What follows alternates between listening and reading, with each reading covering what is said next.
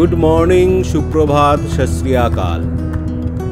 আজকে যাচ্ছি বাঁকুড়ার জয়পুর জঙ্গল। এই বাঁকুড়ার জয়পুর জঙ্গল তিনভাবে যাওয়া যেতে পারে। প্রথমত ডানকুনি হয়ে আরামবাগ হয়ে যাওয়া যেতে পারে বাঁকুড়া। দ্বিতীয় রাস্তা বর্ধমান হয়ে যাওয়া যেতে পারে।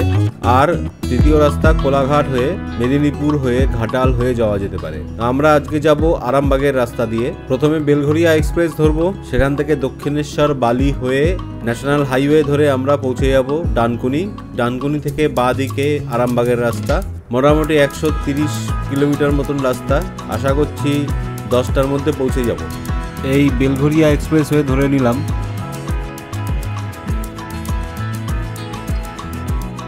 এখানে সকালে মোটামুটি মর্নিং ওয়াকের জন্য লোকজন চলে আসে, তার কারণে এই ব্রিজের উপর দিয়ে বড় গাড়ি যাওয়া নিষেধ, শুধু ছোট 4 চাকা আর বাইক যেতে পারে। আমার মতন যারা ঘুরতে খুব ভালোবাসেন, বিশেষ করে বাইকে বা 4 চাকা নিয়ে যারা একটু কাছে পিঠে কোথাও কলকাতার ধারে কাছে কোথাও ঘুরে আসতে চান, প্রকৃতির মাঝখানে কিছুটা সময় কাটাতে চান, তাদের জন্য এই জয়পুর জঙ্গলটা কিন্তু খুব সুন্দর একটা ডেস্টিনেশন।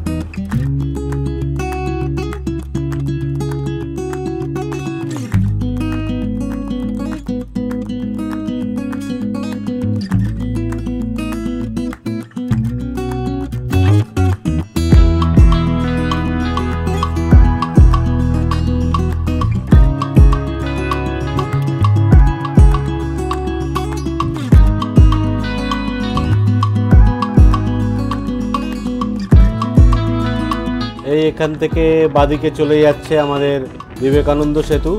বাইক অ্যালাউড না বিবেকানন্দ সেতুতে, তাই আমরা সোজা বেরিয়ে যাচ্ছি। সোজা গিয়ে নামবো আমরা দক্ষিণেশ্বরে।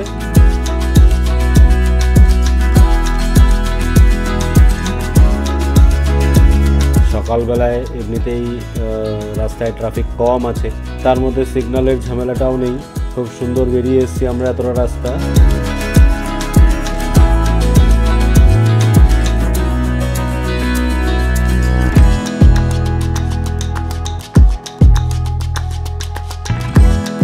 এই উপর দিয়ে ট্রেন যাচ্ছে, দেখা যাচ্ছে দক্ষিণেশ্বর স্টেশন ডান দিকে। আর এই রাস্তা দিয়ে ডান দিকে ঢুকে গেলেই দক্ষিণেশ্বর মন্দির, কালী মন্দির। আমরা উঠে গেলাম বালি ব্রিজের রাস্তায়।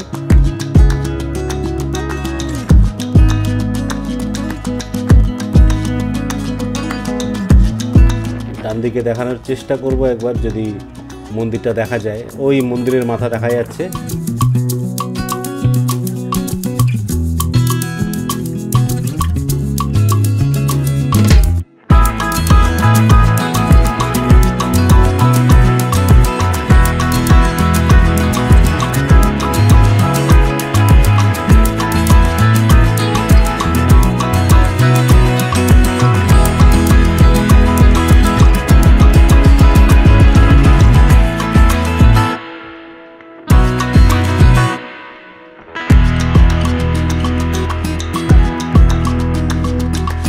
আমরা ন্যাশনাল হাইওয়েতে উঠে পড়েছি। এই বাদিকে চলে গেলে খড়গপুর। আমরা সোজা রাস্তা ধরলাম বর্ধমানের রাস্তা। সকাল সকাল বেশ কিছু লরি, ট্রাক, টেম্পো এসবের দেখতে পাচ্ছি। বেশ ভালোই জ্যাম রয়েছে। ঠিক জ্যাম বলবো না, ট্রাফিকটা বেশ ভালোই রয়েছে। খুব সাবধানে বাইক চালাতে হচ্ছে। সকালের দিকে এই রাস্তাটা এরকম থাকে না। এর আগে যে কবার গেছি এই জায়গাটা ফাঁকাই পেয়েছি।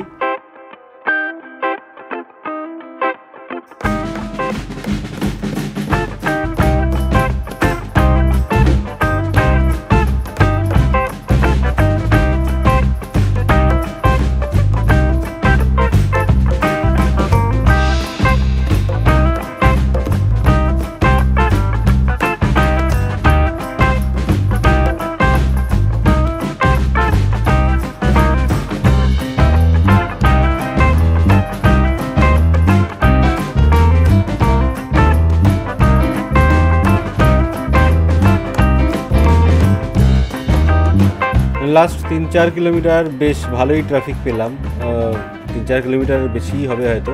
অনেকটা নিনজা স্টাইলে ডজ মেরে গাড়ি কাটিয়ে বেরোতে হচ্ছিল। এই আমরা ডানকুনি মোড়ে পৌঁছে গেছি। এই বাদিকে রাস্তা ধরে নিলাম। এই রাস্তায় সোজা গেলে আরামবাগ।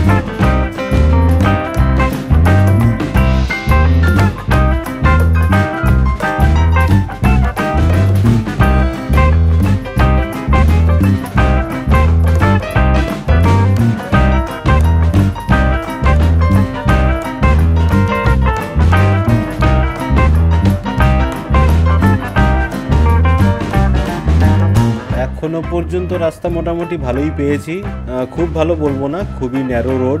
একটা বড় গাড়ি গেলে পরে পাশ দিয়ে যাওয়া খুবই মুশকিল। এখান থেকে আরামবাগ 50 থেকে 60 কিলোমিটারের মধ্যেই হবে। প্রায় 30 মিনিটের উপরে গাড়ি চালাচ্ছি। আশা করছি 10টার মধ্যে আমরা ঢুকে যেতে পারবো জয়পুরে।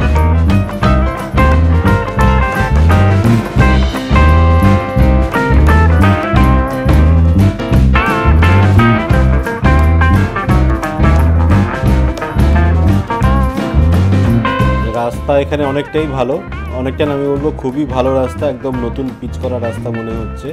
শুধু এই বড় গাড়িগুলো না থাকলে খুব সুন্দর যাওয়া যেত।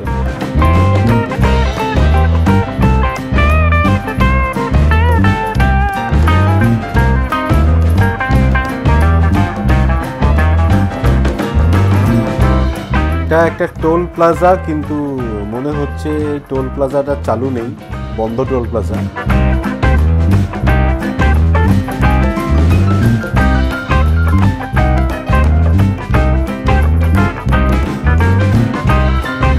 আরামবাগ 54 কিলোমিটার আর তারকেশ্বর এখান থেকে 41 কিলোমিটার। এই রাস্তা দিয়ে তারকেশ্বরেও যাওয়া যায়। আমরা তারকেশ্বরের রাস্তা ধরবো না, আমরা সোজা বেরিয়ে যাবো আরামবাগের রাস্তায়। এবার চালিয়ে বেশ ভালো লাগছে, রাস্তায় ট্রাফিক অনেকটাই কম।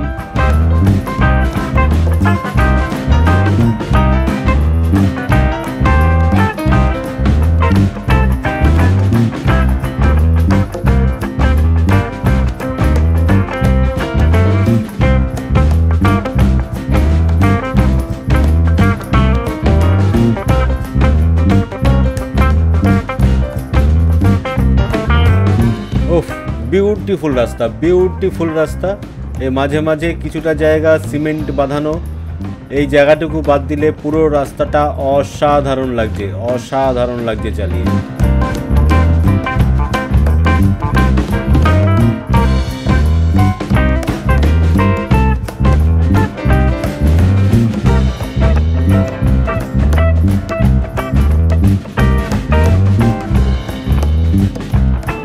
জায়গাটা একটু ট্রাফিক আছে দেখতে পাচ্ছি, এখানে মনে হচ্ছে একটা বড় হাট বা বাজার টাইপের কিছু বসেছে।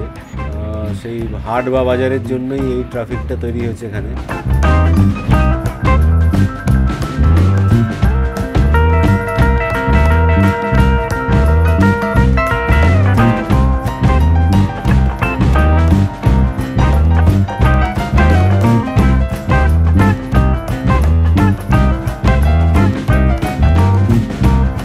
দুই পাশের অসাধারণ প্রাকৃতিক সৌন্দর্য দেখা যাচ্ছে, দূরে দূরে বড় বড় গাছ দেখা যাচ্ছে, আর পুরো ধান ক্ষেত, আলু ক্ষেতও আছে, প্রচুর চাষ হচ্ছে মাঠে দেখতে পাচ্ছি আমরা।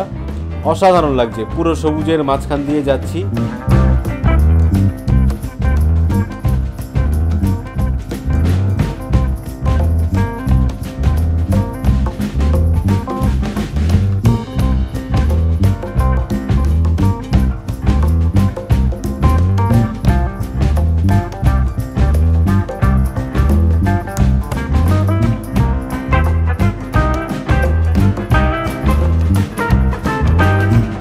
এক ঘন্টার কাছাকাছি প্রায় বাইক চালাচ্ছি। এত সুন্দর রাস্তা, একটুও কষ্ট হচ্ছে না, বরং সকাল সকাল একটু চোখটা লেগেই আসছে। তা একটু চা খেয়ে নিলে মন্দ হয় না। বলতে বলতেই সামনে একটা চায়ের দোকানও পেয়ে গেলাম, এখানে চা খেয়ে আবার রওনা দেবো জয়পুরের।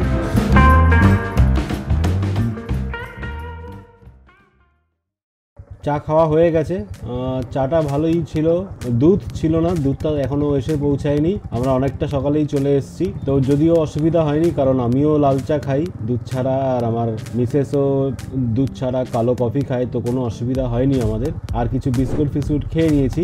লাস্ট 1 ঘন্টায় আমরা প্রায় 45 কিলোমিটার চলে এসেছি, আর আরামবাগ এখনও 30-35 কিলোমিটার মতন বাকি আছে। আশা করছি আগামী আধ ঘন্টা থেকে 45 মিনিটের মধ্যে আমরা পৌঁছে যাবো আরামবাগে।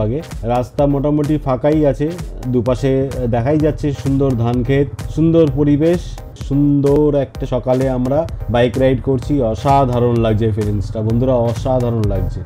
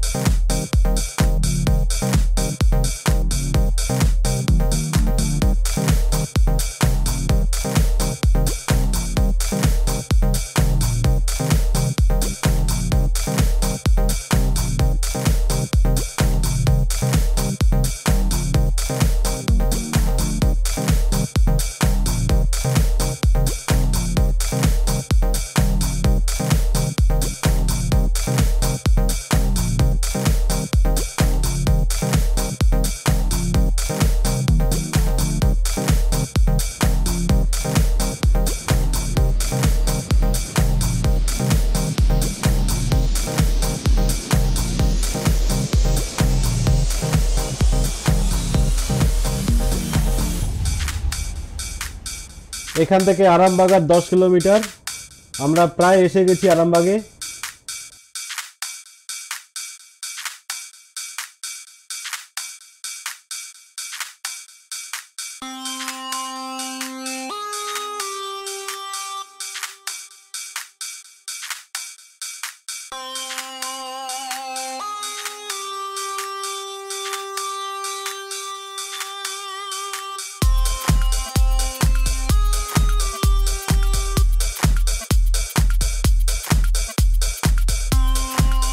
আমরা আরামবাগ ঢুকে গেছি। এই হলো আরামবাগ। এখান থেকে বনলতা রিসর্ট আর 45 কিলোমিটার দেখাচ্ছে ম্যাপে। এই ডান দিকে দেখা যাচ্ছে আরামবাগ বাস স্টপ। আমরা সোজা বেরিয়ে যাব এখান থেকে। এটা হলো গৌরহাটি মোড়। এখান থেকে ডান দিকে আরামবাগ বর্ধমান রোড। আমরা ওই রাস্তায় ধরবো। কিছুটা যাওয়ার পর সন্তোষপুর থেকে আবার বাদিক ধরে নেব। সন্তোষপুর মোড় থেকে বাদিকে কিছুটা এগোলেই রামকৃষ্ণ সেতু।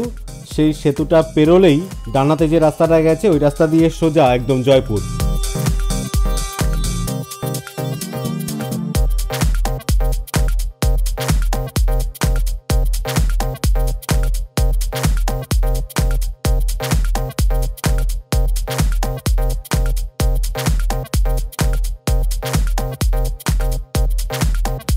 এই হলো সন্তোষপুর মোড়। এই সন্তোষপুর মোড় থেকে আমরা বাদিকের রাস্তা ধরবো জয়পুরের দিকে, আর ডান দিকের রাস্তাটা সোজা চলে গেছে বর্ধমানের দিকে।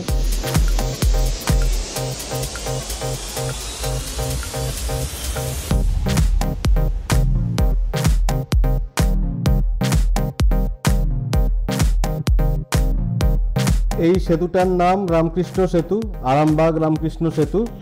দ্বারকেশ্বর নদীর উপরে এই সেতুটা। এই হচ্ছে দ্বারকেশ্বর নদী।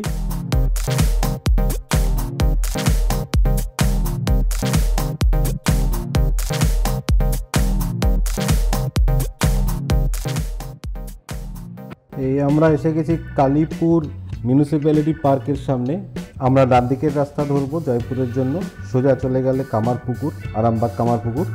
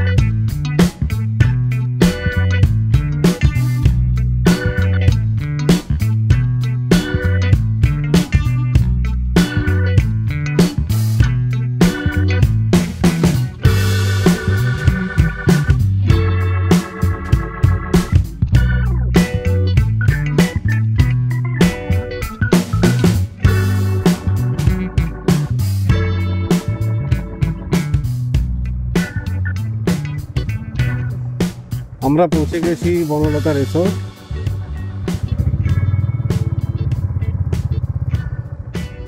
এই হলো বনলতা রিসর্ট।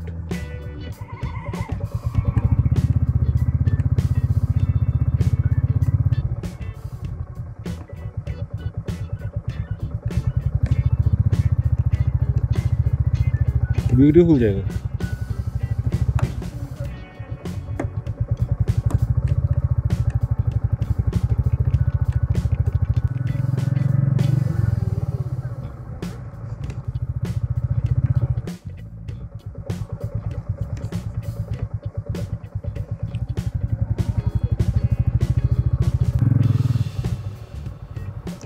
এই দিকে অফিস।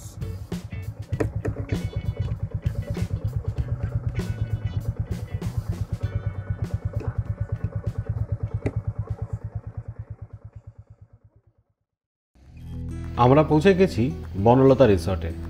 এক্সপেক্টেড টাইমের অনেক আগেই আমরা পৌঁছে গেছি, সবে সকাল 9টা বাজে। তো স্বাভাবিকভাবেই এখনও আমাদের রুম খালি হয়নি। আমাদের যে আগের বোর্ডার রয়েছে তারা হয়তো 11টা নাগাদ রুম ছাড়বে, তারপরে রুম ক্লিন করবে এবং আমাদের হাতে পেতে পেতে প্রায় 12টা। তো দেখা যাক, আপাতত আমরা ব্রেকফাস্টটা সেরে নিই, তারপরের প্ল্যানটা তারপরে ঠিক করছি।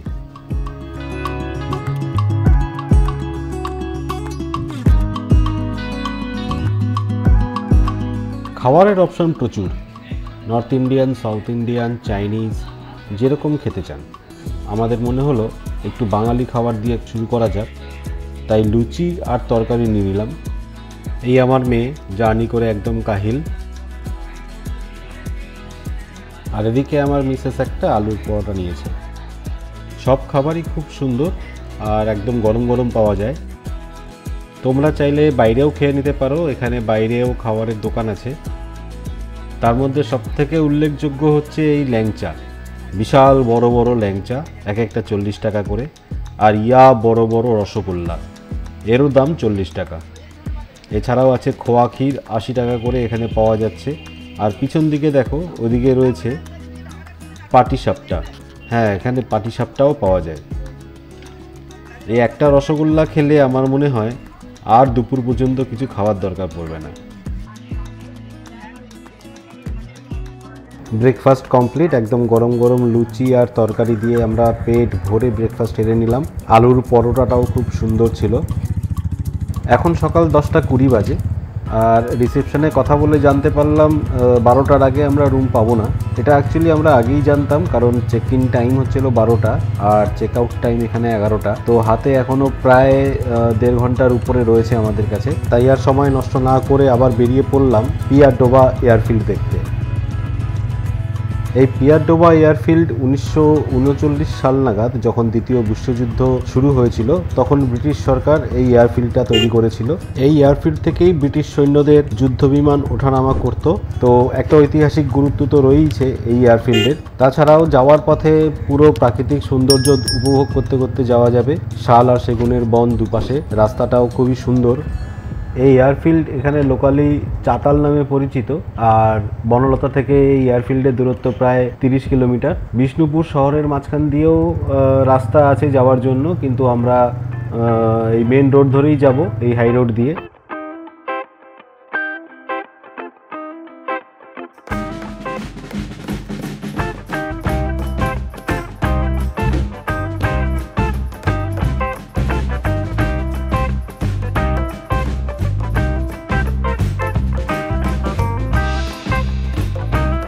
দুপাশে শাল আর সেগুনের বন, খুবই ঘন জঙ্গল, অদ্ভুত সুন্দর লাগছে এখান দিয়ে যেতে, এই রাস্তাটা দিয়ে বাইক চালাতে। দুপাশে সারি সারি গাছ, রাস্তায় মোটামুটি গাছের ছাওয়াতেই ঢেকে আছে। যদিও রোদের একটু তাপ রয়েছে, একটু হালকা গরম আছে, কিন্তু খুবই সুন্দর লাগছে এই পরিবেশে বাইক চালাতে।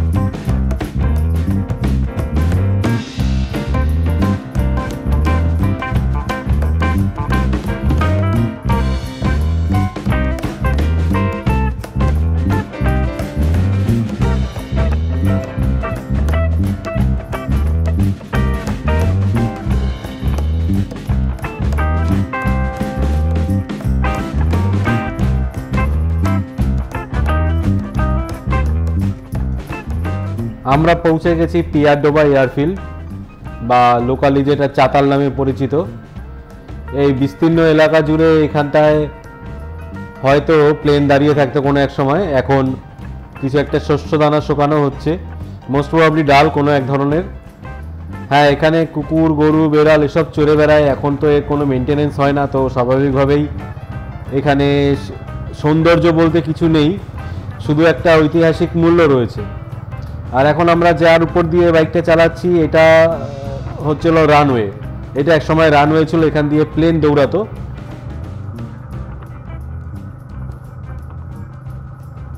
চারিপাশে আগাছা উঠে গিয়ে আর এত গাছ গজিয়ে গেছে যে এখন এটা রানওয়ে বলে চেনাই যায় না। কিন্তু কোনো এক সময় 1939 সাল বলুন বা দ্বিতীয় মহাবিশ্বযুদ্ধের সময় কিন্তু এখান থেকে প্রচুর প্লেন উড়েছে এবং এখানেই প্রচুর প্লেন নেমেছে।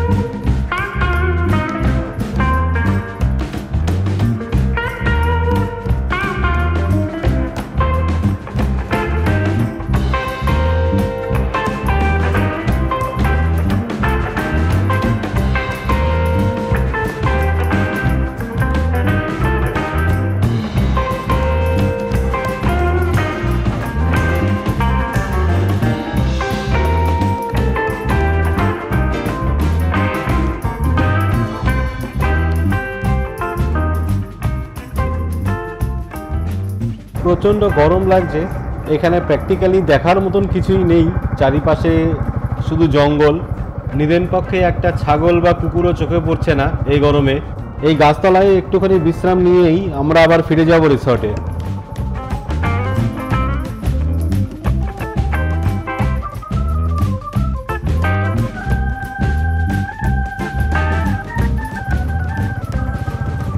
একটু চারিপাশটা এক্সপ্লোর করার চেষ্টা করছিলাম, কিন্তু খুব বেশি দূর যেতে পারলাম না। কিছুক্ষণ অন্তর অন্তর একটা করে সরু গলি দেখতে পাচ্ছি ঢুকে গেছে ভিতরের দিকে, কিন্তু ভিতরে গিয়ে আর দেখার মতো কিছুই নেই, পুরো গলিটাই কানা গলি। তো আবার ফিরে আসছি রানওয়ের দিকে। আর দেরি না করে এবার সোজা চলে যাব রিসর্টে। দেখা যাক রিসর্টে কি অপেক্ষা করছে আমাদের জন্য।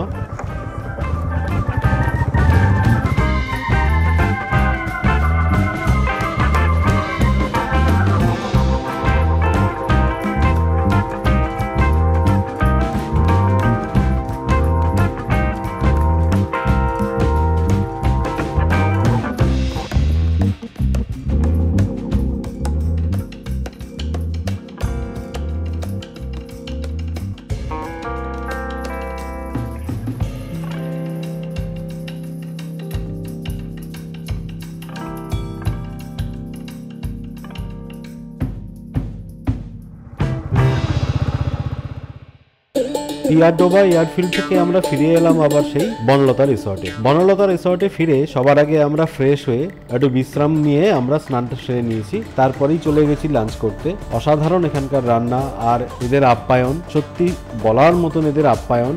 আমরা নিয়েছিলাম প্লেন সবজি থালি আর তার সঙ্গে একটা পোস্তর বড়া, মোটা মোটা করে কাটা আলু ভাজা। সবজি থালিতে ডাল ছিল, শুক্তো ছিল, দু রকমের সবজি ছিল, আলু পোস্ত আর মোচার ঘন্ট, এছাড়া পেঁয়াজ কাঁচা লঙ্কা এসব তো ছিলই। আর তার সাথে নিয়েছিলাম আমরা টার্কি আর কড়কনাথ চিকেন।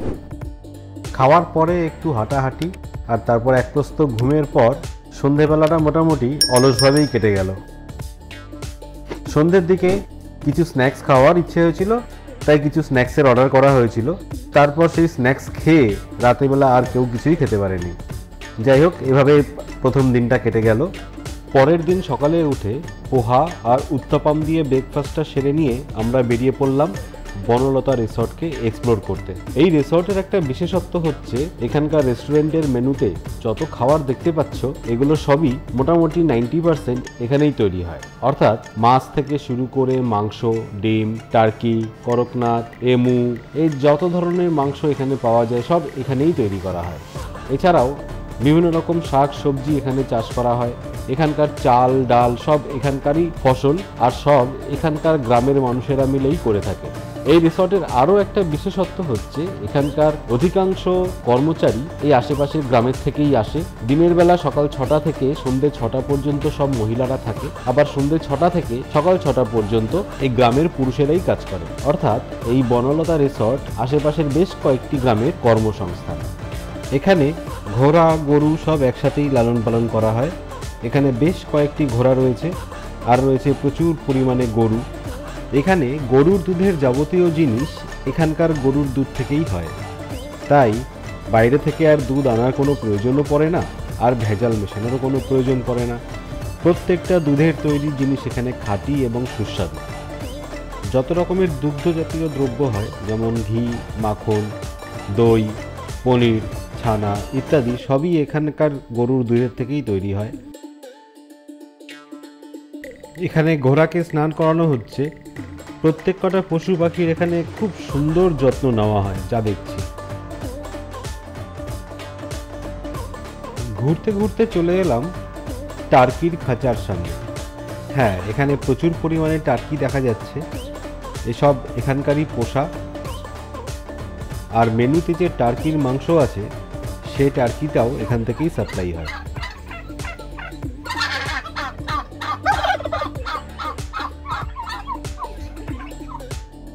এরপরেই চলে এলাম এমু পাখির খাঁচার সামনে। ঠিক যতটা আগ্রহ নিয়ে আমরা তাদের দেখছি, তারাও ঠিক ততটা আগ্রহ নিয়েই আমাদের দেখছে।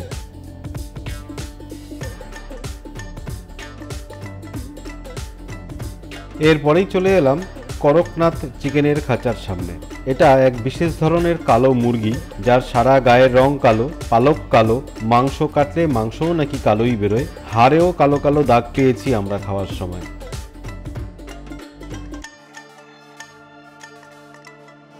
এবার যে পাখিটা দেখব এটা কিন্তু চিড়িয়াখানা ছাড়া দেখা খুবই দুষ্কর, কিন্তু এই বনলতা রিসর্টে রয়েছে এই অস্ট্রিচ পাখি। আপনারা আসলেই দেখতে পাবেন। খুব বেশি হয়তো নেই, 2 কি 3টে পাখি এদের রয়েছে এখনও, কিন্তু এদের যত্নে আর আদরে এই পাখিগুলো কিন্তু বেশ বহাল তবিয়তেই আছে। যেমন পশু পাখির প্রতি এরা যত্ন নেয়, ঠিক তেমনই ফুলের বাগানের প্রতিও এদের যত্ন একই রকমের। প্রত্যেক কটা ফুল গাছ খুব সুন্দর করে লাগানো এবং অতি যত্নের সঙ্গে বড় করে তোলা। তোমরা আসলেই দেখতে পাবে এখানে চারিদিকে কোথাও একটু মাত্র জঞ্জালের কোনো চিহ্ন নেই। পরিষ্কার পরিচ্ছন্ন নেচারের মাঝখানে এত সুন্দর পরিবেশে সত্যি কথা বলতে একদিন আমার জন্য তো কম মনে হচ্ছে। অন্তত 2 দিন থেকে গেলে মন ভরে প্রাণ খুলে উপভোগ করা যেত। শুধু তাই নয়, খাওয়া দাওয়ার এত ভালো যে মনে একটা ক্ষোভ নিয়ে বাড়ি যাচ্ছি যে সব রকম আমরা টেস্ট করতে পারলাম না। পরের বার আবার আসার ইচ্ছা রাখছি। এই বলে বিদায় জানাচ্ছি বন্ধু, সবাই ভালো থেকো। আর হ্যাঁ, ভালো লাগলে একটা লাইক, শেয়ার আর সাবস্ক্রাইবটা করে দিও। টাটা।